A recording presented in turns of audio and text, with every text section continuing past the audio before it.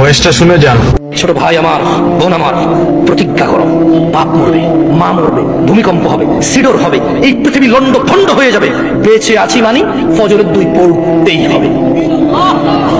বেঁচে আছি মানে জোহর আসর মাগরিব এশা পড়তেই হবে। একটু আগে সিগারেট খেয়েছি, একটু পরে আজান হয়েছে, নামাজ পড়তে হবে।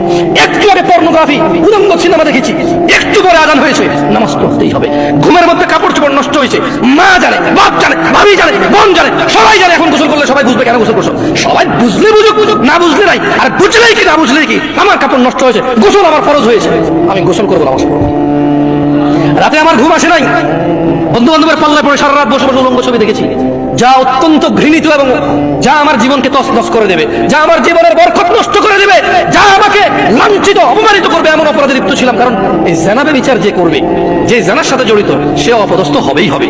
আপনি আখিরাতে তার আছে এই একটাই অপরাধ, জানাবে বিচার, একটাই অপরাধ অশ্লীলতা, যেটা শাস্তি আল্লাহ দুনিয়াতে দিয়ে দেয়। কোথায় দেয়? আখিরাতে তো আছে। সারা রাত উলঙ্গ ছবি দেখেছো, দেখে নিজের জামা কাপড় নষ্ট করেছো, অপবিত্র করেছো নিজেকে, অসুবিধা নাই। গুনাহ যা হওয়ার হয়ে গেছে, গুনাহ নিয়ে পড়ে থাকলে চলবে না। গুনাহ যা হওয়ার হয়ে গেছে, গুনাহ নিয়ে পড়ে থাকলে চলবে না। যাও গোসল করো, ফজর আযান হয়েছে, সালাতে যাও, 2 রাকাত সুন্নাত পড়ে আল্লাহর কাছে ক্ষমা চাও, 2 রাকাত ফরজ পড়ে আল্লাহর কাছে ক্ষমা চাও। আর দেখবা না, প্রতিজ্ঞা করো, আবার দেখে ফেলেছো, অসুবিধা নাই, জোহর আযান হয়েছে, যাও মসজিদে, যাও গোসল করে 2 রাকাত নামাজ পড়ো, আল্লাহর কাছে ক্ষমা চাও, প্রতিজ্ঞা করো, আর দেখবা না। আবার দেখে ফেলেছো, অসুবিধা নাই, পরের ওয়াক্ত আযান হয়েছে, যাও মসজিদে যাও। কারণ মনে রাখবা, সকল অপরাধ গুনাহ নামাজ যদি ছুটে যায় কুফরিয়া শিরকি হয়ে যাবে, ছাড়া যাবে না নামাজ। আমি কি বুঝাইতে পেরেছি? তোমরা কি, আমি যে জন্য আসছি, আমি কি তোমাদেরকে কোনো মেসেজ দিতে পারছি? পারছি তো?